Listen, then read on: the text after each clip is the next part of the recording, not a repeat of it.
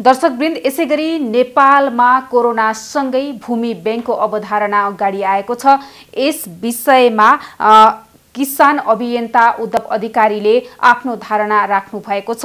यसैगरी भूमि बैंक नेपालको लागि कतिको आवश्यकता रहेको छ, साथै धान उत्पादन र उत्पादकत्व वृद्धि गर्न कतिको आवश्यकता देखिन्छ, अर्थतन्त्रमा पनि धानले गर्दा ठूलो नै योगदान पुर्याउने गरेको छ। यस विषयमा बोल्दै उद्धव अधिकारीको यो कुराकानी। सर, जस्तो यो नेपालमा अहिलेसम्म खेती भइरहेको जमिनको यो जुन यो जमिनमा जति प्रतिशत खेती भइरहेको छ त्यसमा चाहिँ कति प्रतिशत खेती योग्य जमिन रहेको छ, के छ, यसबारे बताइदिनुहोस्। हुन्छ सानुजी, एकदमै धेरै धन्यवाद यहाँलाई। यो अहिले हाम्रो नेपालमा लगभग तपाईको 1,47,181 वर्ग किलोमिटर मध्ये लगभग तपाईको 30,91,000 2068 को तथ्याङ्क अनुसार 30,91,000 हेक्टर जमिनमा चाहिँ खेतीपाती हुँदै आएको छ भन्ने हामी रेकर्ड छ। र त्यसमा चाहिँ अब अहिले सरदरमा हेर्दाखेरि चाहिँ 10 लाख हेक्टर भन्दा बढी जमिन चाहिँ नि खेती नगरिएको अवस्थामा छ भन्ने खालको अनौपचारिक तथ्याङ्कहरू सार्वजनिक भइरहेका छन्। यो भूमि बैंक भनेको चाहिँ दुईटा हिसाबबाट भन्दाखेरि यसलाई भूमि बैंक भन्यो। यसमा दुईटा खालको रणनीति छ। एउटा चाहिँ यो सीमान्त समुदायको जमिन लिएर कर्पोरेट सेक्टरलाई सुम्पिने खालको भूमि बैंक, त्यो चाहिँ तपाईको विश्वव्यापी रूपमा निकै बदनामी छ। हामीले त्यो खालको भूमि बैंकको कुरा गरे होइन। हामीले भूमि बैंक भनेको चाहिँ के हो भने विभिन्न कामको सिलसिलामा आफू त्यो खेतमा चाहिँ आफ्नो जमिनमा चाहिँ समय दिन नसकेका धेरै जग्गा धनीहरू र धेरै जग्गा धनीहरू जो आफ्नो जमिन नभएकै कारणले गर्दा चाहिँ खेतीपाती गर्नबाट वञ्चित छन्, उहाँहरूको संयोजनकारी भूमिका निर्वाह गर्नका लागि तत्कालीन समयमा स्थानीय निकाय र अहिले स्थानीय तहले त्यसलाई समन्वय गरिदियो भनेदेखि चाहिँ त्यो एउटा भूमि बैंकको रूपमा जसले खेती गर्न सक्दैन त्यसले चाहिँ त्यहाँ त्यो स्थानीय सरकारलाई लगेर निश्चित भाडा रकम लिएर त्यहाँ जमिन भाडामा दिने र खेती गर्न चाहने मान्छेले पनि स्थानीय पालिकामा गएर चाहिँ ल मलाई फलानु ठाउँको फलानु खालको प्रकृतिको जग्गा चाहिँ मलाई भाडामा चाहियो, तोकेको भाडा तिर्छु भनेपछि जग्गा पाउने, सहज रूपमा जग्गा प्राप्त हुने खालको अवस्था सिर्जना गर्ने एउटा यो मध्यमार्गी एउटा चाहिँ राम्रो विकल्पको रूपमा चाहिँ हामीले भूमि बैंकलाई बुझेका छौँ र त्यही अनुसार नै यसलाई अगाडि बढाउनु पर्छ भन्ने लाग्छ। हजुर, अब यसमा चाहिँ यसलाई चाहिँ कार्यान्वयन कसरी गरेर कसरी अगाडि बढाउन सकिन्छ? विगतका वर्षमा पनि यो कुरा आएको थियो तर पनि यो अगाडि बढ्न सकेन हैन। अबको दिनमा चाहिँ कतिको जरुरी छ अनि यसलाई कार्यान्वयन कसरी गर्न सकिन्छ? यो धेरै अगाडि हुनु पर्थ्यो। जतिखेर हामी कृषि प्रधान देशबाट बिस्तार बिस्तार हाम्रा युवा जनशक्तिहरू देशबाट बाहिरिँदै गए र नेपालमा खेतीपाती गर्ने जुन खालको अवस्थाको अन्त्य हुँदै गयो, यो चाहिँ एक खालको बजारका कारणले गर्दा, अन्य विविध सम्मानका कारणले गर्दा, स्वाभिमानका कारणले गर्दा, त्यसबाट हुने उब्जनीका कारणले गर्दा, रोकिराका कारणले गर्दा, प्रकृति प्रकोपका कारणले गर्दा मान्छेहरू चाहिँ अब खेतीपातीबाट बाहिरिँदै गर्दा चाहिँ यो धेरै अगाडि नै यो चाहिँ लिनुपर्ने नीति थियो। किनभने कामको सिलसिलामा सबै सेवा सुविधाहरू चाहिँ तपाईँको सदरमुकाम या राजधानीमा मात्रै सीमित रहनु अनि मान्छेले बाध्यतावश आफ्नो स्वास्थ्य, शिक्षा लगायतका आधारभूत आवश्यकता परिपूर्तिका लागि पनि अलिकति सुगम ठाउँहरूमा चाहिँ बसाइसराई गर्दै गर्दाखेरि गाउँमा भएको उर्वर जमिनहरू चाहिँ बाँझै रहेको सन्दर्भहरू हाम्रो एकदम घाम जतिकै छर्लङ्ग छ। यसलाई समन्वय गर्नका लागि जतिखेरबाट हाम्रा उत्पादनहरू हिजो हामी निर्यात गर्ने अवस्थामा भएको देश, कृषिजन्य उत्पादन निर्यात गर्ने अवस्थामा भएको देश, अहिले चाहिँ हामी आयात गरेर लगभग 2 खरब भन्दा बढीको कृषिजन्य उत्पादनहरू आयात गरिरहँदा समेत हामीले यस्तो महत्त्वपूर्ण विषयलाई चाहिँ हामीले एकदम ओझेलमा राखिरहेका छौँ र यसलाई कार्यान्वयन ल्याएका छैनौँ। भूमि बैंकको अवधारणाको कुरा हामीले अलि अगाडिदेखि उठाउँदै आएका हौँ र अहिलेको नीति कार्यक्रमले यसलाई चाहिँ सम्बोधन गरेको छ। यो पोजिटिभ कुरा हो र अब यसको कार्यान्वयनको सवालमा चाहिँ अब स्थानीय सरकार नै यसमा बढी चाहिँ नि जिम्मेवार हुनुपर्छ। किनभने जमिन कसको बाँझो छ पनि स्थानीय सरकारलाई थाहा हुन्छ र को खेतीपाती गर्ने किसानले जमिन पाइरहेको छैन भन्ने कुरा पनि स्थानीय सरकारलाई नै जानकारी भएको हुनाले स्थानीय सरकारले यसमा अलिकति तदारुकता देखाएर यसलाई चाहिँ ती बाँझा रहेका जमिनहरूलाई चाहिँ हराभरा बनाउन, उर्वर बनाउनका लागि चाहिँ एक खालको मध्यस्थकर्ताको भूमिका चाहिँ स्थानीय सरकारले खेल्नुपर्छ। त्यसो भयो भने यो कार्यान्वयनमा जान्छ। यो किनभने खेती गर्न चाहने मान्छेहरू पनि नेपालमा अहिले पनि धेरै हुनुहुन्छ र खेती गर्न नपाउने मान्छेहरूको सङ्ख्या पनि धेरै छ। त्यसलाई सन्तुलन मिलाउने एउटा खालको बिचको बाटो भनेको चाहिँ यो अहिलेको भूमि बैंकको मुद्दा हो र यसलाई यही तरिकाबाट लिएर जानुपर्छ। हजुर, यसमा चाहिँ बैंकले कसरी सहजता दिन सक्छ? बैंकको भूमिका के रहन्छ? मलाई लाग्छ बैंकको भूमिका यसमा खासै धेरै छ जस्तो लाग्दैन। तर पनि के भने अब अहिले 753वटै पालिकाहरूमा चाहिँ कुनै न कुनै बैंकहरू, वाणिज्य बैंकहरू त्यहाँ पुगिरहेको सन्दर्भमा एउटा निश्चित मूल्य चाहिँ एउटा कार्यविधि बनाउने स्थानीय पालिकाहरूले र त्यो कार्यविधिको आधारमा जमिन खेती गर्न नभ्याउने नपाउनेहरूको जमिन दिने र खेती गर्न चाहने इच्छुकहरूका लागि जमिन दिँदै गर्दा त्यहाँ केही न केही भाडा लिने र दिने आर्थिक लेनदेनको कुराहरू आउँछ। त्यो आर्थिक लेनदेनको सवालमा चाहिँ बैंकलाई बिचमा राखेर अगाडि बढ्यो भने चाहिँ स्थानीय सरकार धेरै विवादमा नपर्न पनि सक्छ। जस्तो चेकबाटै भुक्तानीहरू गरिदिने, जस्तो भनौँ न मसँग भएको 2 रुपियाँ जमिन कायम चाहिने स्थानीय तहमा लगेर राखिदियो भने मैले त्यो बापतको प्राप्त गर्ने भाडा चाहिँ मैले बैंक मार्फत चाहिँ प्राप्त गर्ने र भोलि कसैले मेरो जमिन कसैले पालिका मार्फत भाडामा लियो भने उसले भाडा पनि मलाई नतिरिकन या स्थानीय पालिकामै गएर नतिरिकन उसले चाहिँ बैंक मार्फत तिर्ने एउटा खालको त्यो बैंकको भूमिका चाहिँ त्यहाँनिर देखिन सक्छ। र अरू मलाई लाग्छ भूमि बैंकको नाम हुँदै गर्दा यसमा अरू वाणिज्य बैंकहरूको धेरै ठुलो रोल हुन्छ जस्तो मलाई लाग्दैन। किनभने यो यो एउटा अहिले रेट पनि मनलाग्दी रेट छ। जसले भाडामा लिएर खेतीपाती गर्न चाहनुहुन्छ उहाँहरूले एक त उहाँहरूको उब्जनी नै कति हुन्छ थाहा छैन, त्यहाँ कति उसको बजारमा बिक्छ कि बिक्दैन पनि थाहा छैन। त्यसमा उसको लगानी र भोलि हुने विभिन्न प्रकोपहरूसँग सामना गर्नुपर्ने र बिचौलिया हुँदै बजारसम्म पुगेर उसले त्यहाँबाट बेनिफिट लिने तहसम्म धेरै जोखिममा हुन्छ।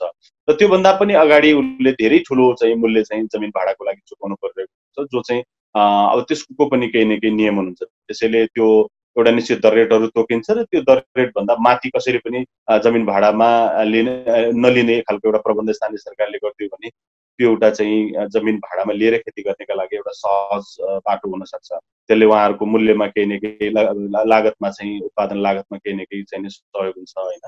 र अर्को चाहिँ यो के हो भने जस्तो सरकार यो चाहिँ एउटा हामीले किसानको कुरा गरिरहेका छौँ। अहिले मैले अघि भने तपाईँको 10 लाख हेक्टरभन्दा बढी जमिनहरू जो बाँझो छन् त्यसैभरिको चित्र हेर्ने हो भने यसले चाहिँ त्यसलाई हराभरा बनाउन धेरै ठुलो मद्दत गर्छ। त्यसले उत्पादनमा चाहिँ भोलि ठुलो टेवा दिन्छ। हाम्रो आयातहरू बिस्तारै घट्न थाल्नेछन् र हामी बिस्तार परनिर्भर हुँदै गइरहेको हाम्रो कृषि चाहिँ बिस्तारै आत्मनिर्भरतातर्फ उन्मुख हुन्छ र हामीले जुन खालको व्यापार घाटा अहिले बेहोरिरहेका छौँ कृषिजन्य वस्तुहरूमा समेत हामीले चाहिँ जुन खालको आयात गरेर व्यापार घाटालाई बढावा दिइरहेका छौँ त्यसलाई पनि यसले रिकभर गर्छ। यसका धेरै महत्त्वपूर्ण चाहिँ नि पक्षहरू छन्। हजुर, यहाँले भने जस्तै अब नेपालको उत्पादन पनि बढाउन आवश्यक छ, यो भूमि बैंकले पनि एउटा महत्त्वपूर्ण भूमिका खेल्नेछ। यसको लागि चाहिँ अहिले पनि किसानहरूले उत्पादन गरेको तरकारी लगायत खाद्यान्नले बजार पाउन सकिरहेको अवस्था छैन। सुरुमा चाहिँ बजारीकरणको व्यवस्था मिलाउन सके चाहिँ कसो होला त? होइन, यो चाहिँ यस्तो छ। अब अहिले हामी कहाँको हाम्रो आन्तरिक उत्पादनहरूले बजार नपाउनुमा चाहिँ यो बाह्य उत्पादनहरूको हस्तक्षेप नै हो होइन। अब यो बाह्य उत्पादनहरू जस्तो खुला बजारमा जाने जुन खालको नीति राज्यले लियो र चाहिँ कृषिलाई चाहिँ यता खासै प्रतिस्पर्धी कृषिको रूपमा चाहिँ विकास गर्न सकेन राज्यले। राज्यकै चाहिँ कमजोरीका कारणले गर्दा अहिले आम नेपाली किसानहरू मारमा परिरहेको हो। उसले चाहिँ के भने तपाईँको आयातलाई मात्रै जोड दिएर हाम्रो कृषिलाई निरुत्सान गर्ने एउटा रणनीति पर्यो कि भने उसले चाहिँ आयातलाई निरुत्सान गर्नु पर्यो र कृषिजन्य उत्पादन र किसानहरूको चाहिँ मनोबल उच्च राख्ने गरेर कृषिजन्य उत्पादनमा जोड दिने चाहिँ रणनीति लिनु पर्यो। अब अहिले चाहिँ एकदम दोहोरो छ। कुरा गर्दा आत्मनिर्भरताको कुरा गर्ने तर व्यवहारमा चाहिँ हामीले अर्को देशमा चाहिँ एउटा धनिया खुर्सानी लसुन समेत अर्काको देशमा फलेको खानुपर्ने जुन खालको यो हामीले जुन राष्ट्रवादी कुरा गरिरहेछौँ यो चाहिँ वास्तवमा यो व्यावहारिक रूपमा चाहिँ धेरै देखिया छैन। यसले स्वाभाविक रूपमा बजारको सुनिश्चितता नभएसम्म हाम्रा उत्पादनहरू ले दिगोपन प्राप्त नगर्ने हाम्रा नयाँ युवा जनशक्तिलाई फेरि पनि कृषिमा आकर्षित गरिरहन नसकिने उनीहरू फेरि पनि भनौँ न अब हामीले 10-15 लाख जति युवा जनशक्ति अहिले कोरोनाको कोभिडको कारणले गर्दा आफ्नो घर फर्किँदै हुनुहुन्छ। उहाँहरूलाई हामीले यहीँ कम्तीमा पनि त्यहाँ कमाइरहेको 20-30 हजार रुपियाँ मासिक कमाइ चाहिँ हामीले यहाँ उपलब्ध गराउन सक्ने हो भने उहाँहरू फेरि फर्केर नजाने अवस्था सिर्जना हुन सक्यो। त्यसको लागि चाहिँ के भने बजारमाथिको हस्तक्षेप हुनु जरुरी छ र यो दोस्रो तेस्रो मुलुकहरूबाट आउने कृषि उत्पादनहरूलाई चाहिँ निरुत्सान गर्ने, त्यसलाई हाई ट्याक्स मार्फत चाहिँ त्यसलाई एक खालको प्रतिबन्धितै लगाउन मिल्दैन। निरुत्सान मार्फत चाहिँ त्यसलाई आउन नदिने र हाम्रा उत्पादनहरूको चाहिँ बजार सुनिश्चित गर्नका लागि राज्यले नै एक खालको अलिकति दहरोको खुट्टा टेक्नु जरुरी छ। होइन भने चाहिँ फेरि पनि अब अहिले जुन अवस्था चाहिँ यहाँले भन्नुभयो लकडाउनको अवधिमा पनि हजारौँ किलोमिटर टाढाबाट तपाईँको देशी चाहिँ छिमेकी देशहरूबाट चाहिँ हाम्रा कृषि उत्पादनहरू आइरहेका छन् तर अब हाम्रै उत्पादनहरू बारीमा गएर मिलाउनु परेको सन्दर्भमा भोलि उत्पादन बढेपछि पनि कि त्यसले बजार पाउने के निश्चित होला र भन्ने खालको जुन तपाईँले शङ्का व्यक्त गर्नुभयो त्यो शङ्कासँग म पनि सहमत छु। हजुर, अहिले जुन यो प्रयोगमा नआएका जग्गाहरू छन्, तपाईँले पनि अध्ययन गर्नुभएको छ, धेरै नै जग्गाहरू रहेका छन्, त्यसको लागि चाहिँ उत्पादनको लागि कुन जग्गामा कस्तो किसिमको उत्पादन हुन्छ त्यसलाई अध्ययन गरेर अगाडि बढ्नुको कतिको औचित्य हुन्छ होला त? एकदमै गर्नुपर्ने पनि त्यही हो। हेर्नुहोस्, अहिलेको सन्दर्भमा हामी कहाँ चाहिँ कृषि यो विज्ञहरू, कृषि प्राविधिकहरू पर्याप्त रूपमा चाहिँ स्थानीय तहहरूमा छैनन्। जहाँ खेतीपाती हुन्छ, जहाँ चाहिँ तपाईँको पशुपालन हुन्छ, त्यहाँ चाहिँ सरकारी प्रतिनिधिहरू जो प्राविधिक अध्ययन गरेर लामो समय चाहिँ त्यसमा चाहिँ अब आफ्नो पढे लेखेका विज्ञहरूलाई चाहिँ स्थानीय तहहरूमा पठाउने प्रयत्न गरिएको छैन। त्यहाँ प्रासा नाप्रासा तहका कर्मचारीहरू मार्फत नै अहिले पनि काम चलाउ गर्न खोजिएको छ।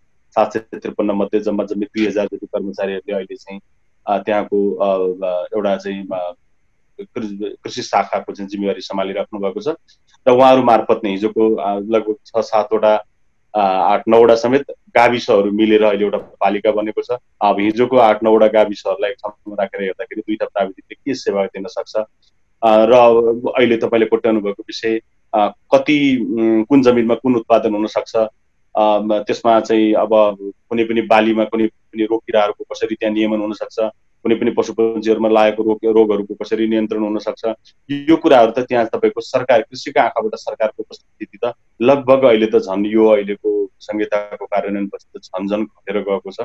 यसलाई एकदमै बढाउन जरुरी छ। यो अलिकति विज्ञ प्राविधिक दक्षता राख्ने जनशक्तिहरूलाई चाहिँ स्थानीय तहमै पठाउनुपर्छ। त्यसपछि मात्रै तपाईँले अहिले जुन खालको कन्सर्न राख्नुभयो कि हाम्रा जुन खालका बाँझा रहेका जमिनहरू छन् त्यसलाई कसरी हराभरा बनाउने, त्यसमा के रोप्ने, त्यसमा रोग किरा लाग्यो भने के उपचार गर्ने जस्ता कुराहरू चाहिँ किसानको हातमा समातेर किसानको मनोबल उच्च राख्दै अगाडि बढ्नका लागि त फेरि पनि कृषि प्राविधिकहरूको चाहिँ अब एकदमै ठुलो जरुरी छ। त्यो चाहिँ अब संघीय सरकार र स्थानीय सरकारको पनि दायित्वभित्र पर्न आउँछ। यो स्थानीय सरकारले आन्तरिक स्रोतबाट पनि व्यवस्थापन गर्न सक्छ र त्यो यो चाहिँ प्राविधिकहरूको पर्याप्त चाहिँ उपस्थिति स्थानीय तहमा नराखन्जेलसम्म यो किसानले जुन खालको आफ्नो बलबुताले जुन खालको खेतीपाती गरिरहेको छ त्यो त निरन्तरता हुन्छ नै। तर के भने यसमा थप चाहिँ नि तपाईँ हामीले यदि उत्पादनको लोभ गर्ने हो, अझै यसमा चाहिँ अझै भोलि यसमा आकर्षित भएका युवाहरूलाई फेरि पनि त्यहाँ लामो समय टिकाइराख्ने हो भनेदेखि चाहिँ फेरि पनि त्यहाँ कृषि प्राविधिकहरू, दक्ष कृषि प्राविधिकहरू स्थानीय तहमा हुनु जरुरी छ र उनीहरूले बनाएको सेड्युलमा खेतीपाती गर्न किसानहरू तयार हुनुपर्छ।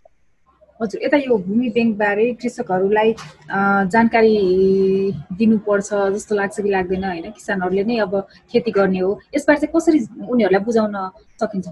एकदम महत्त्वपूर्ण प्रश्न गर्नुभयो यहाँले। तपाईँको बैङ्क भन्ने बित्तिकै यो चाहिँ खै यो एकदम के भन्छ किनबेच गर्ने नै अथवा ठुलै चिज हो कि भन्ने खालको आम बुझाइ पर्न सक्छ। यो चाहिँ खालि हामीले भन्नका लागि सजिलोका लागि हामीले भूमि बैङ्क भन्यौँ, त्यसलाई अर्को कुनै सहज नाम पनि दिन सक्छौँ होइन। त्यसलाई अब जमिन भाडामा लिनका लागि एउटा कुनै पनि नाम दिन सक्यो भने जसले भाडामा दिने मान्छेले पनि त्यसमा कुनै पनि अन्धविश्वास नगरोस् कि भोलि मेरो व्यक्तिगत सम्पत्तिमाथि कसैले सरकार या अन्य कसैले दाबी विरोध गर्न नसकोस् भन्ने खालको जुन चिन्ता हुन्छ, जुन चाहिँ संविधानले पनि त्यसको सुनिश्चितता गरेको छ, त्यति सहज त छैन। तथापि अहिले पनि तपाईँको तराईका धेरै जिल्लाहरूमा हेर्नुहुन्छ भने सहज जग्गा भाडामा पाइरहेको अवस्था छैन, यो मोयानी लाग्छ भन्ने खालको डरले होइन। र पहाडमा पनि जहाँ चाहिँ अहिले जहाँ बाँझा जमिनहरू छन् त्यहाँको पनि अवस्था सकेसम्म बरु बाँझै रहोस्, अब कति नै पाउने हो र त्यसैले यो चाहिँ अब फेरि अर्को लतामा किन पर्ने, सामान्य वर्षको 3-4 हजार रुपियाँको लागि चाहिँ यो लोभ नगरौँ, अब भाडामा नदिउँ भन्ने खालको जग्गा धनीहरूको बुझाइहरू चाहिँ एकदम पर्याप्त मात्रामा त्यस्तो खालको गलत बुझाइहरू छ। यसलाई चाहिँ एकदम जनस्तरसम्म लानु जरुरी छ कि यो तिम्रो जग्गा अब जुन खालको नीतिगत व्यवस्थाहरू छन् त्यो नीतिगत व्यवस्थाहरूलाई त्यसलाई कुनै सूचना डायरीहरू मार्फत यहाँहरू जस्तै सञ्चार माध्यमहरू मार्फत यो जग्गा भाडामा दिँदाखेरि चाहिँ तिम्रो मोयानी स्वामित्व सर्दैन, अरू जाँदैन, तिम्रो स्वामित्वमा केही पनि तलमाथि पर्दैन भन्ने खालको एउटा जग्गा धनीलाई विश्वस्त बनाउने खालको एउटा सूचना चाहिँ तपाईँको ग्रासरुट लेभलमा जानु जरुरी छ। यो नजान्जेलसम्म लिने मान्छे पनि कन्फ्युजन हुन्छ र दिने मान्छे पनि कन्फ्युजन हुन्छ र यो चाहिँ नि सरकारको चाहिँ नि तपाईँको सरकारले ल्याएको कार्यक्रम पोजिटिभ कार्यक्रम छ, यो कार्यक्रम चाहिँ फेरि पनि कार्यान्वयन नभइकन यसको अवधि सकिन्छ अथवा कार्यान्वयन भयो नै भने पनि एकदम झिनो मात्रामा मात्रै कार्यान्वयन हुन्छ। त्यसैले यसलाई छिटोभन्दा छिटो लानका लागि चाहिँ यसलाई जनस्तरसम्म सूचना प्रवाह गर्नु जरुरी छ। त्यो सूचनामा चाहिँ तपाईँको नीतिगत व्यवस्थाहरू के छन् र ऊ के कारणले गर्दा जग्गा धनी सुरक्षित रहन सक्छ र त्यो बारेमा चाहिँ कम्तीमा पनि जग्गा धनीहरू र जग्गा भाडामा लिन चाहनेहरूका लागि चाहिँ त्यो सूचना किसान स्तरसम्म चाहिँ लानु जरुरी छ। हजुर, यता यो भूमि बैंक स्थापना गरेपछि यहाँले पनि अघि नै रोजगारीको कुरा गर्नुभएको छ होइन? रोजगारीका अवसरहरू चाहिँ कति मात्रामा कसरी सृजना हुन्छन् होला? सबैले अहिले कृषि क्षेत्रमा प्रचुर मात्रामा रोजगारीको सम्भावना पनि देखेको अवस्था छ नि।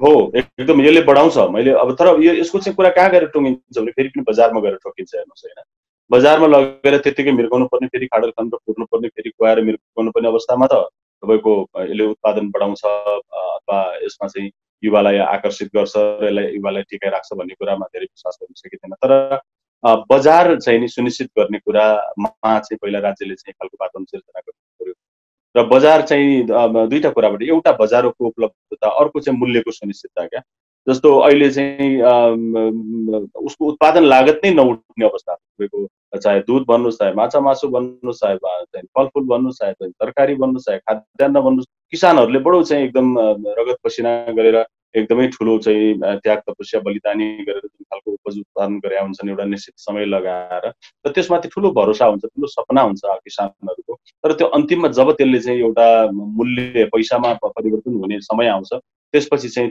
त्यो चाहिँ एक खालको सिधै चोरेर ल्याएको जस्तो अथवा त्यो चाहिँ कतै बदमासी गरेर ल्याएको जस्तो व्यवहार गरिन्छ त्यही साधनमाथि, त्यो चाहिँ खाद्य वस्तुहरूमाथि। तर हाम्रै आँखा अगाडि फेरि पनि एकदमै चकाचक चाहिँ व्यापार भइरहेको देख्छौँ हामी। अन्य देशको उत्पादनहरू त्यो चाहिँ हाम्रो लागि निकै ठुलो सहनै नसक्ने एक खालको कठोर सजाय हुन्छ नेपाली किसानको लागि। र यसका लागि चाहिँ पहिलो कुरो मूल्यको सुनिश्चितता भए सँगसँगै यसले युवालाई आकर्षण गर्ने र यहाँबाट रोजगार वृद्धि गर्ने र हाम्रा युवा जनशक्तिलाई पुनः फेरि हामीले खाडीमा चाहिँ नि नजानका लागि एउटा पूर्वाधार आधारहरू तयार गर्ने कुरा चाहिँ यो सम्भव छ। तर बजारबाट र हाम्रा चाहिँ उत्पादनबाट दुईटै आँखाबाट हेरिनु पर्छ। हजुर, अनि यो भूमि बैंक स्थापना भएपछि यसको सुरुवात भएपछि खेती गर्ने प्रणाली चाहिँ कस्तो हुन्छ होला, परम्परागत अथवा आधुनिक? प्रणाली त अब सामान्यतया तपाईँको यो हाम्रो सांस्कृतिक खेतीपाती हुने देश हो यो होइन। त्यसैले साँच्चै हामीले एग्रिकल्चर भनेर विदेशीहरूले नाम हाम्रै नेपालको लागि राख्दै हुन् कि जस्तो लाग्छ मलाई। हामी सांस्कृतिक कृषि गरिरहेको, सांस्कृतिक कृषिकै जगमा हामीले यसलाई कृषि प्रधान देश भनिरहेको र हामी त्यही जगमा हामी हुर्केको र अझ लामो समय शताब्दीसम्म यही कल्चर नै सँगसँगै जान्छ। त्यसैले प्रणालीमा हामीले यही प्रणालीलाई नै टेवा दिँदै अगाडि बढ्न सकिन्छ। तर यसलाई सामान्य चाहिँ अलिकति व्यावसायिक रूप चाहिँ दिनु जरुरी छ, किनभने अब प्रतिस्पर्धी युग छ। हामीले चाहिँ खेतीपातीमै लागेर जो सबै युवादेखि वृद्धसम्म सबै घरमै बस्थे, अरू कुनै विकल्पहरू थिएनन्। उहाँहरू खेतीपाती बाहेक कुनै पनि विकल्पहरू थिएन र खर्च हुने ठाउँहरू पनि कम थिए। अब अहिलेको परिस्थिति अलिकति फरक छ। शिक्षा, स्वास्थ्य जस्ता महत्त्वपूर्ण चिजहरूमै एकदमै अहिले धेरै ठुलो महँगी छ, त्यसमा प्रतिस्पर्धा गर्नका लागि कठिन छ। त्यसैले अब खानका लागि खेतीपाती गर्ने कुरा एउटा महत्त्वपूर्ण विषय हो। पहिलो प्राथमिकता त उसले चाहिँ पोषणयुक्त तपाईँको एक खालको भनौँ न विषादी स्वच्छ उत्पादन चाहिँ खानका लागि खेतीपाती गर्नु पर्यो। नम्बर 2 चाहिँ व्यावसायिक रूपमा यदि यसरी अरूको जमिन भाडामा लिएर भूमि बैंक मार्फत चाहिँ जमिन भाडामा लिएर कसैले खेतीपाती गर्छ त्यो स्वाभाविक रूपमा व्यापारिक प्रयोजनको लागि हुन्छ। र त्यो चाहिँ प्रणालीमा चाहिँ विशेष गरेर तपाईँको विष र रसायनहरूलाई बाहिर राखेर ती खालका हाम्रा कार्यविधिहरू बन्दाखेरि फेरि पनि हामी चाहिँ त्यो बहुराष्ट्रिय कम्पनीहरूका चाहिँ एक खालको दासको रूपमा मात्रै हाम्रा किसानहरूलाई चित्रण गर्न खोज्ने, उनीहरूका सामानहरू मात्रै बिक्री गर्ने, उनीहरूका सामानहरू मात्रै खरिद गर्ने जुन खालको एउटा अवस्थाबाट चाहिँ बाहिर निकाल्नु पर्छ र दिगो र पर्यावरण मैत्री खेतीपाती मार्फत नै ती बाँझा जमिनहरूलाई चाहिँ हराभरा बनाउनेतर्फ जाने खालको प्रणालीलाई नै बढी जोड दिनु उपयुक्त हुन्छ जस्तो लाग्छ। हजुर, यता यो अहिले जुन किसिमले भनिएको छ आधुनिक उपकरण मार्फत काम गर्न सजिलो पनि हुन्छ, यसले चाहिँ कृषि उत्पादनलाई पनि बढावा दिन्छ पनि भनिएको छ। तर हाम्रो किसानहरूले यहाँले भने जस्तै हाम्रो जुन यो परम्परागत शैलीबाट नै कृषि गर्दै आइरहेको पनि अवस्था छ होइन। यसबाट चाहिँ किसानहरूलाई चाहिँ कतिको सक्षम देख्नुहुन्छ आधुनिक प्रणालीबाट यदि कृषि गरियो भने? होइन, किसान त अब दुईटा कुरा चाहिँ हेर्नुहोस्, उसले हजारौं वर्षदेखि जुन खालको ज्ञान सिपहरू आर्जन गरेको छ ऊ आफै त्यसमा निपुण छ। उसले अर्को कुनै ठुलो सपना देखेको छैन र उसले आफैले सिकेका चिजहरू उसका लागि धेरै चाहिँ महत्त्वपूर्ण छन् र त्यसलाई अझै अध्ययन आविष्कार अझै त्यसलाई चाहिँ परिष्कृत परिमार्जन गर्ने भने ती नै प्रविधिहरू नै तपाईँको अहिले त्यसैको विकसित रूप हुनुहुन्छ। विदेशीहरूले त्यसलाई अझै राम्रो बनाए र परिष्कृत बनाएर त्यसलाई मेसिनरी यन्त्र उपकरणहरूमा ढाले होइन। अब त्यसको सूत्रधारहरू चाहिँ ती किसानहरू नै हुन्छ, यदि विश्वका जुनसुकै कुनामा रहेका किन नहुन्।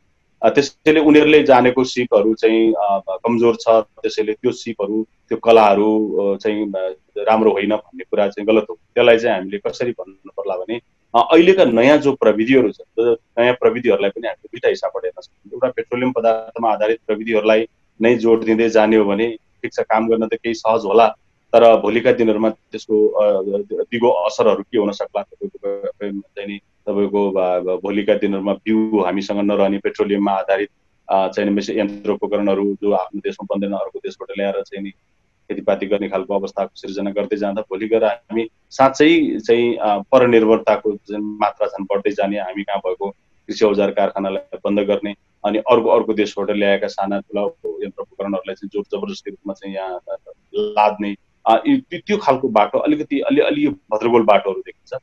हामी कहीँ भएका प्रविधिहरूलाई यन्त्र उपकरणहरूलाई परिष्कृत परिमार्जित गर्नका लागि नेपाल सरकारसँगै विगतमा भएको तपाईँको कृषि औजार कारखानालाई अलिकति चाहिँ नि त्यो त्यतिकै बन्दको अवस्थामा चाहिँ 2-4 जना कर्मचारीले त्यसलाई हेर्दै गरेर बस्नु भएको छ। त्यसलाई अलिकति बढावा दिने र त्यसलाई अलिकति हाम्रा भएका चाहिँ औजारहरूलाई कसरी परिष्कृत परिमार्जित गर्न सकिन्छ भन्नेतिर त्यहाँ ध्यान दिने र अहिलेको यो 3 नम्बर बागमती प्रदेशले पनि अहिले कृषि औजार कारखाना हेटौँडामा सञ्चालन गर्ने भनेर नीति कार्यक्रममा लिएर आएको छ। तर बजेट थोरै छ, तर पनि बागमती प्रदेशले सुरुवात गरेको छ, त्यो खुसीको कुरा हो। अब यसै गरी हामी आफ्नै स्थानीयतामा आधारित प्रविधिहरूको विकास गर्ने र त्यसलाई चाहिँ किसान तहसम्म प्रसार गर्ने कुरा सँगसँगै लिएर जान सक्यो भने किसानहरूले भोलि चाहिँ तपाईँको के भन्छ अन्तरिक्षको यान पनि चलाउन सक्दैनन् भन्ने कुरा होइन, तर त्यो चाहिँ यो के भन्छ हाम्रो हावापानी माटो सुहाउँदो हाम्रो चाहिँ परिस्थिति अनुकूल हुनु पर्यो। स्वाभाविक रूपमा किसानले त्यसलाई अपरेट गर्न सक्छन्, त्यसको दुई मत छैन। हजुर, अहिले जुन यो धान रोप्ने समय पनि रहेको छ, के छ कृषकहरूले मल पाए त?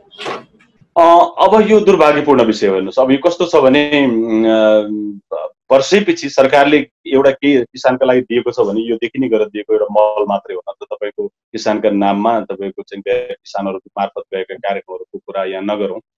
र प्रत्यक्ष रूपमा साना सीमान्त किसानसम्म पुगेको स्रोत चाहिँ यही मल हो। तर यो मल पनि तपाईँको आजभन्दा 10-11 महिना अगाडि अघिल्लो आर्थिक वर्षमा अर्थमन्त्रीले तपाईँको रोस्टरमा उभिएर सांसदहरूको अगाडि चाहिँ पेश गरेको बजेट आजसम्म कार्यान्वयन नहुने र अब अहिले आएर चाहिँ हरेक वर्ष जब मल चाहियो त्यसपछि हाहाकार सुरु हुने, यो खालको कस्तो खालको विडम्बनापूर्ण अवस्थाबाट हामी गुज्रिरहेका छौँ।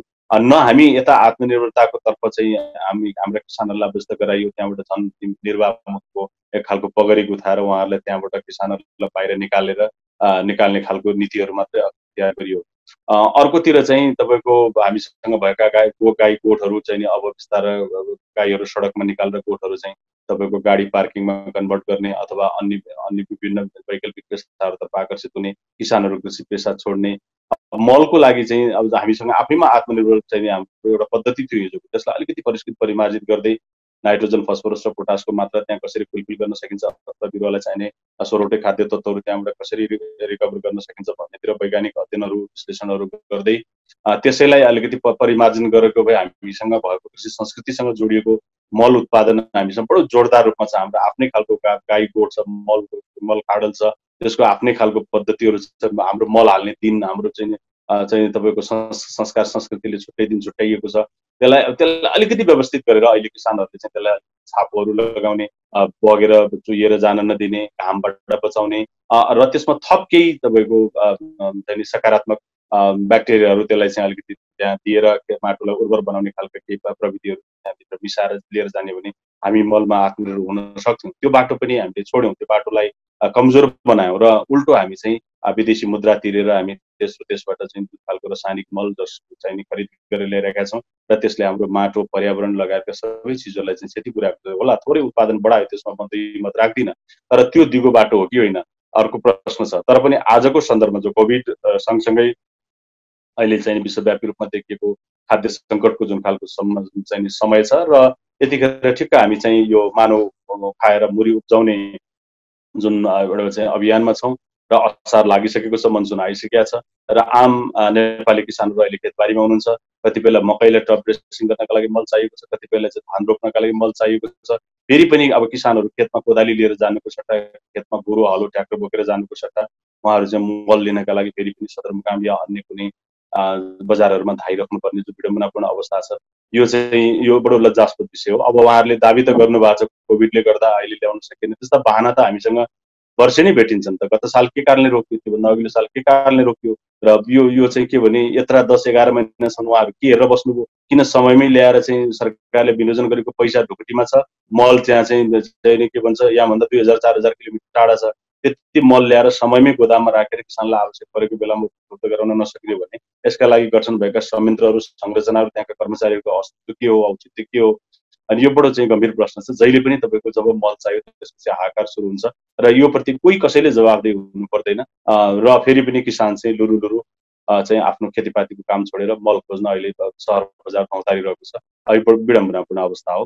त्यसको जति सक्दो चाँडो चाहिँ पहिला दिगोपनमा आधारित, स्थानीयतामा आधारित, तपाईँको जैविक कृषिमा आधारित तपाईँको चाहिँ हाम्रा पद्धतिहरूलाई प्रवर्धन गर्ने लाइनमा राज्यको चाहिँ नि ध्यान आकर्षण हुनु पर्यो। दोस्रो कुरा, यो अहिलेको विषम परिस्थितिमा अहिले चाहिँ हामीले यो के भन्छ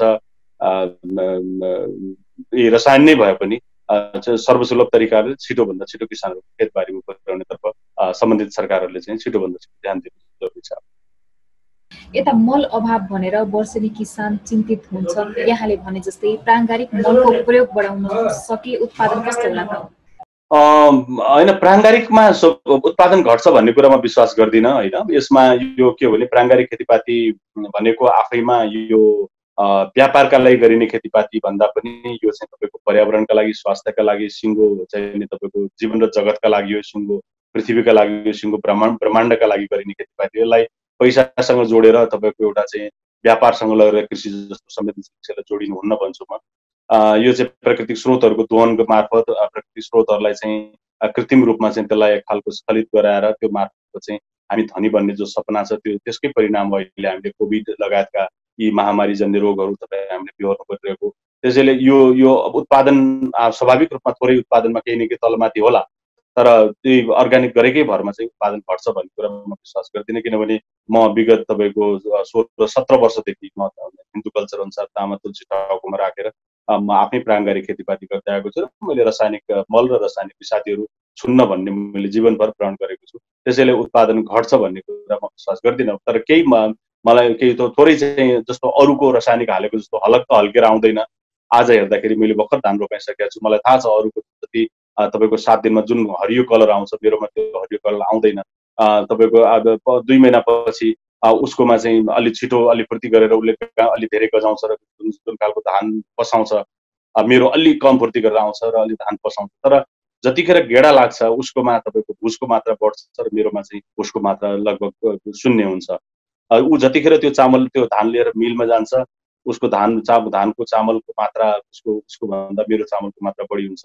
अब उसको धानमा भुसको मात्रा भुस बाक्लो हुन्छ, मेरो चामलमा भुस पातल हुन्छ, चामलको मात्रा बढी हुन्छ। अब उसको धान चाहिँ तपाईँको रसायनयुक्त छ, उसले खाँदाखेरि पनि त्यो उसको रगतदेखि लिएर उसको सिङ्गो शरीरलाई उसलाई काहीँ न काहीँ घाटा पुर्याइरहेको हुन्छ।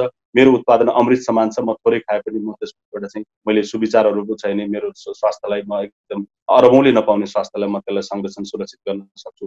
यसका धेरै पाटाहरू छन्। त्यसैले खालि फलाइबाट मात्रै हेर्ने, त्यसलाई उत्पादनबाट किलो केजी मेट्रिक टनबाट या त्यसबाट प्राप्त हुने अङ्कबाट पैसाबाट मात्रै हेरिनु हुँदैन। खेतीपाती भनेको चाहिँ स्वाभाविक रूपमा अर्ग्यानिक खेतीपाती भनेको यो साँच्चीकै सिङ्गो ब्रह्माण्डको लागि हेरेर गरिने विषयवस्तु हो। यसबाट उत्पादन घट्छ भन्ने कुरा चाहिँ म चाहिँ विश्वास गर्दिनँ। हजुर, एकदमै यहाँले भने जस्तै निकै नै राम्रो कुरा गर्नुभयो। अर्ग्यानिक उत्पादनको जनचेतना कतिको पाउनु भएको छ त? अब यो दुईटा कुरा छ। अर्ग्यानिक गर्नु हुँदैन भन्ने मान्छे मैले आजसम्म केही अलिकति यो धेरै पढे लेखेका कृषि विषयमा अध्ययन गरेका डाक्टर साहबहरू बाहेक मैले चाहिँ अरू त्यस्तो मान्छे पाएको छैन। आम उपभोक्ताहरू जैविक उत्पादन नै खोजिराख्नु भएको छ। आम किसानहरू जैविक उत्पादनै गर्नुपर्छ भन्ने कुरामा उहाँहरू कन्भिन्स हुनुहुन्छ, किनभने उहाँहरू हिजोदेखि त्यही खालको प्रणालीमा व्यस्त भएर आउनुभयो। उहाँलाई रसायन नहुँदा धेरै ठुलो फरक पर्दैन, तर के गरियो भने तपाईँको त्यसको स्वाद दिलाइयो पहिला। जसरी तपाईँको सुरुमा तपाईँको चाहिँ नि भनौँ न धुम्रपानका लागि निशुल्क दिएर, मद्यपानका लागि निशुल्क दिएर मान्छेले लत बसालिन्छ, त्यसै गरी रसायनमा पनि किसानहरूलाई लत बसालियो र अहिले उहाँहरू चाहिँ छटपटाइरहनु भएको छ। त्यहाँबाट निकाल्नु पर्यो, उहाँहरूलाई बिउ हाइब्रिड दिने अनि मल रसायन दिने, अनि त्यसपछि गएर तपाईँको चाहिँ अनि माटो बिग्रिँदै जाने, त्यहाँ माटो परीक्षण नगर्ने, चुनहरू लगायत त्यसलाई माटोलाई चाहिने अत्यावश्यक वस्तुहरू नदिने, अनि त्यसमा चाहिने आवश्यक खाद्य तत्त्वहरूको व्यवस्थापन नगरिदिने, अनि खालि रसायन मल र चाहिँ तपाईँको रासायनिक विषादीहरू चाहिँ तपाईँको निजी क्षेत्रहरू मार्फत उपलब्ध गराउने गर्दै गर्दा त्यसबाट अहिले हरेक मानव स्वास्थ्यहरूलाई हेर्ने हो भने तपाईँको नसर्ने रोगहरूको यति चाहिँ नि तपाईँको बढोत्तरी भएको छ कि हाम्रो समुदायमा यसको लेखाजोखै खासै छैन। अहिले हामी तपाईँको क्यान्सरका बिरामीहरूलाई मात्रै हेर्ने हो भने अस्पताल, क्यान्सर अस्पताल मार्फत पनि हामी केही डेटाहरू लिन सक्छौँ। मान्छेहरू यति ठुलो जीवन चाहिँ नि उहाँहरूको तहस नहस भएको छ यही खेतीपाती, यही रसायनका कारणले गर्दा। त्यसैले यो जनचेतनाका हिसाबले तपाईँको सबै अर्ग्यानिक खेतीपाती गर्न चाहन्छन् र अर्ग्यानिक खान चाहन्छन्, तर यहाँ चाहिँ के मुठीभर चाहिँ रासायनिक तत्त्वहरूमा यसकै वरिपरि व्यापार व्यवसाय गर्नेहरूले यसलाई चाहिँ अलिकति नीतिगत तहलाई प्रभाव पार्दै यसलाई चाहिँ सहज रूपमा हाम्रो दिगो खेतीपाती प्रणालीलाई चाहिँ अगाडि बढ्न दिइरहेका छैनन्। यो जबरजस्ती रूपमा चाहिँ तपाईँको यो रसायनवाला व्यापार चाहिँ नि फस्टाउनतर्फ चाहिँ हाम्रा नीतिगत तहमा समेत उहाँहरूको इन्फ्लुएन्स परेको छ। यो कारणले गर्दाखेरि अगाडि जान सक्यो। जनचेतनाको हिसाबले त अहिले तपाईँ अहिले त्यहाँ बाहिर तपाईँको स्टुडियोभन्दा बाहिर उभिएर सोध्नुभयो भने, तपाईँले 100 जनालाई सोध्नुभयो भने मलाई लाग्छ 100मा 100ले नि जैविक खेतीको वकालत गर्नुहुन्छ। प्राङ्गारिक खानुपर्छ, यो चाहिँ रसायनले हामीलाई फाइदा गर्दैन, बिखले हामीलाई फाइदा गर्दैन भनेर उहाँको प्रतिक्रिया पाउनुहुन्छ। र त्यो भनेको तपाईँले सेम्पलको रूपमा लिने हो भने आम नेपालभरिको अवस्था त्यो हो। एकाध चाहिँ व्यक्तिहरू जो चाहिँ तपाईँको रसायनमा आधारित शिक्षाहरू अध्ययन गर्नु भएको छ, जो चाहिँ उहाँले त्यो रसायन बाहेक अरू दायाँ केही पनि देख्नुहुन्न, त्यही रसायनका वरिपरि चलखेल गर्नुहुन्छ, त्यही रसायनका वरिपरिबाट उहाँले आफ्नो फलीभूत गरिराख्नु भएका पात्रहरू र ती प्रवृत्तिहरू बाहेक अरू आम नेपालीहरू तपाईँको प्राङ्गारिक खेतीपातीको पक्षमै छ। कृषिमा नयाँ अवधारणा ल्याउनुभन्दा पहिले कृषकका समस्या समाधान हुन कति आवश्यक देख्नुहुन्छ यहाँले? एकदमै होइन। पहिलो कुरो त किसानलाई केन्द्रबिन्दुमा राखेर हाम्रा अवधारणाहरू नै आउँदैनन्। म तपाईँको यो अवधारणा शब्दसँग जस्तो हरेक पटक मन्त्रीहरू आउँदाखेरि विभिन्न बुँदे अवधारणाहरू उहाँहरूले ल्याउनु, कसैले 58 बुँदे, कसैले तपाईँको 25 बुँदे, अब अहिले पनि 5 बुँदे पञ्चतन्त्र भनेर चाहिँ हाम्रो वर्तमान मन्त्रीज्यूले लिएर आउनु भएको छ। तर अब यी खालका अवधारणाहरू चाहिँ तपाईँको आम किसान तहमा अन्तर्क्रियाहरू गरेर छलफल गरेर ती खालका अवधारणाहरू बन्यो भने त्यसले कार्यान्वयन तहमा निकै ठुलो प्रभाव पार्छ र त्यो चाहिँ भोलि रिजल्ट पनि आउँछ। तर अब कस्तो हुन्छ भने अब मलाई यस्तो लाग्छ भन्नेको भरमा नीति बनाइदिने र मलाई यति पैसा पुग्छ होला भनेर बजेट विनियोजन गर्ने खालको जुन प्रवृत्ति छ, त्यही कारणले पनि हाम्रो खेतीपाती धेरै अगाडि गएको छैन। र अवधारणागत रूपमा नेपालको कृषि कस्तो हुनु पर्ला भन्दा यो ठुलो पोलिटिकल बहस हुनु जरुरी छ। तपाईँले जुन विषय उठाउनु भयो, नेपालको कृषिको तपाईँको बाटो कता जानु जरुरी छ। अहिले हामीले दुईटै बिचमा बसेर हामीले कुरा गरिरहेका छौँ कि रसायनमा आधारित खेतीपाती हो या चाहिँ तपाईँको दिगो खेतीपाती, जैविक खेतीपाती हो, एकल बाली हो या मोनोकल्चर हो या चाहिँ तपाईँको मिश्रित बाली प्रणाली हो, तपाईँको हाइब्रिड हो या चाहिँ उन्नत बिउहरू हो, होइन तपाईँको चाहिँ के भन्छ रासायनिक मल हो या गोठे मललाई सुधार गरेर अगाडि लिएर जाने हो, रासायनिक विषादी हो या जैविक विषादी हो, यो यस्ता धेरै खालका कुराहरूमा चाहिँ हामी अलिकति क्लियर भएर जानुपर्ने छ। तर अब अहिलेको सरकारी नीतिहरू चाहिँ तपाईँको यो खालि कमर्सियलाइजेसनकै वेमा छ। उसले यान्त्रिकीकरणका कुरा गर्छ, उसले चाहिँ चक्लाबन्दीका कुरा गर्छ, उसले चाहिँ तपाईँको रसायनमा आधारित खेतीपातीकै कुरा गर्छ। यो कुरा गर्न थालेको अहिले होइन, लगभग 6 दशक पार भइसकेको छ। तर आजसम्म पनि त्यसले चाहिँ तपाईँको पूर्णता प्राप्त गर्न नसक्नुमा कसैले पनि फेरि फर्केर त्यसलाई चाहिँ आत्मसमीक्षा गरेको देखिँदैन। र अहिलेकै बजेटमै पनि तपाईँको केही रसायनमा आधारित अलिकति व्यापारिक खेतीपातीका कुराहरू अहिले पनि सरकारको कार्यक्रमहरूमा आएका छन्।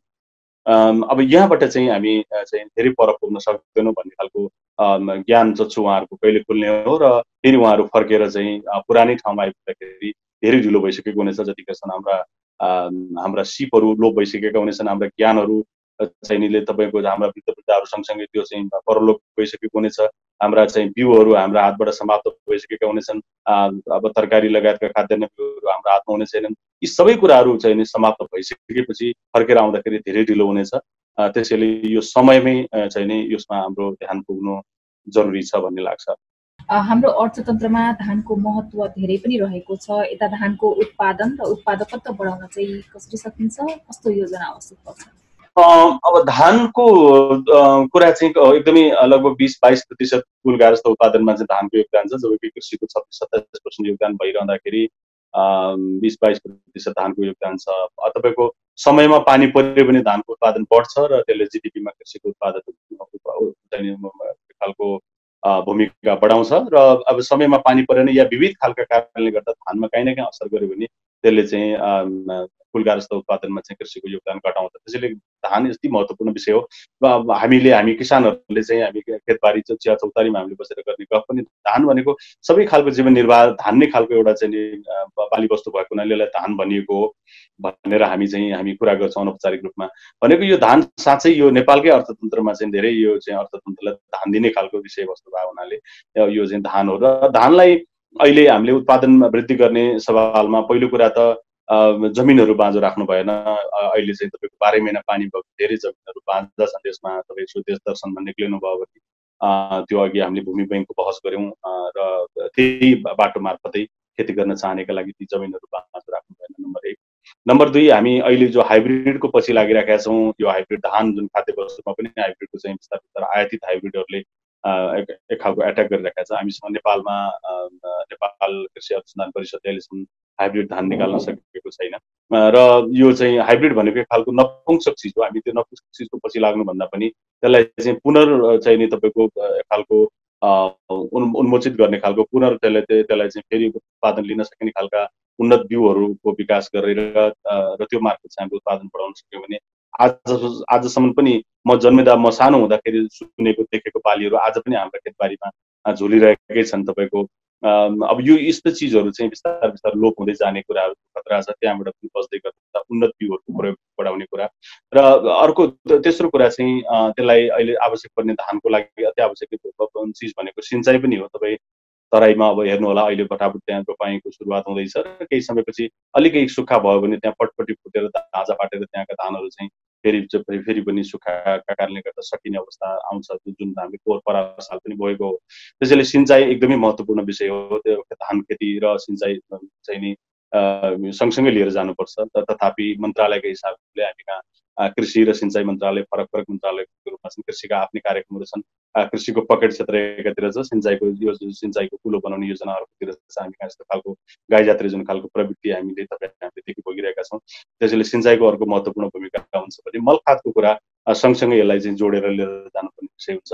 यसो गर्न सकियो भने अन्तिममा गएर प्रकृतिबाट यो विशेष गरेर हामीले धान काट्ने बेलामा असिना लगायतका आबौरी लगायतले त्यसमा पुर्याउने क्षतिहरूको कुराहरू अनि तपाईँको फौजी किरा लगायतका यस्ता बीचमा आइलाग्ने चाहिँ नि प्रकृतिको यो के भन्छ रोग किराहरू कारणले गर्दा बचाउन सकिएपछि त्यसबाट केही निश्चित मूल्य प्राप्त गर्ने गरी बजारलाई दिन सकियो भने पहिलो कुरा आफूलाई खान पुर्याएर बजारलाई दिन सक्यो भने यसले स्वाभाविक रूपमा टेवा पुर्याउँछ र उत्पादनका लागि चाहिने चाहिँ यिनी मल बिउ सिँचाइ लगायतका चिजहरूमा अलिकति बढी ध्यान दिने भने किसानले त आफ्नो धर्म निर्वाह गर्छ र उत्पादन त्यसरी पनि बढाउँछ। हजुर, अन्त्यमा के भन्न चाहनुहुन्छ? अन्तमा सानुजी तपाईँले यो अवसर दिनुभयो। धेरै समसामयिक विषयहरूमा हामीले कुराकानी गऱ्यौँ। अब अहिले हामी ठिक्क असारको हामी आज 7 गते कुरा गर्दैछौँ र यो बिचमा अहिले तपाईँको अस्ति मात्रै कोभिडका कारणले गर्दा हाम्रा जति पनि बाली वस्तुहरूमा क्षति पुगे किसानहरूको त्यसको अहिले पनि तपाईँको चाहिँ उचित मूल्याङ्कन तथ्याङ्कहरू समेत सङ्कलन हुन सकेको छैन। त्यसको क्षतिपूर्तिको कुरा त धेरै टाढाको कुरा हो। उहाँहरूको मनोबल गिरेको अवस्था छ। उहाँहरूलाई कसरी क्षतिपूर्ति दिलाउन सकिन्छ त्योतर्फ राज्यले छिटोभन्दा छिटो ध्यान दियोस्। किसानहरू अहिले पनि तपाईँको मल बिउ लगायतका एकदम सिम्पल चाहिने इनपुटहरूको कारण समयमा प्राप्त गर्न नसकेका कारण उहाँहरू चाहिँ अहिले एक खालको पीडामा हुनुहुन्छ। त्यसलाई सहज रूपमा कसरी किसानहरूलाई चाहिँ सहजता पुर्याउन सकिन्छ त्यसबाट अलिकति ध्यान दिनु पर्यो। र अर्को कुरा चाहिँ तपाईँको अहिले तत्कालीन समयमा प्रविधि र प्राविधिकहरू चाहिँ छिटोभन्दा छिटो किसान तहमा कसरी पुर्याउन सकिन्छ भन्नेबाट अलिकति ध्यान दिइदिन सक्यो र अहिले उत्पादित बाली वस्तुहरूलाई चाहिँ उचित बजार व्यवस्थापनको लागि राज्यको अलिकति महत्त्वपूर्ण भूमिका निर्वाह भइदियो भने किसानहरू चाहिँ अब अहिले एउटा सुवर्ण अवसर छ। हामीसँग भएका युवा जनशक्तिहरू र विदेशबाट फर्किँदै गर्नुभएका हाम्रा दाजुभाइ दिदीबहिनीहरू हुनुहुन्छ, उहाँहरूलाई नेपालमै कसरी अडाउन सकिन्छ, उहाँहरूलाई रोजगार कसरी सिर्जना गर्न सकिन्छ, कृषिमा आधारित उद्योगहरू कसरी चाहिँ बढाउन सकिन्छ भन्ने तर्फबाट हामीले ध्यान दिएर यो युवा जनशक्तिलाई उपयोग गर्दै कृषि मार्फत नै देशको समृद्धि सम्भव छ र यसको लागि चाहिँ सम्बन्धित सरकारवालाहरूले समय सधैँ ध्यान दिउन् भन्ने आग्रह गर्न चाहन्छु।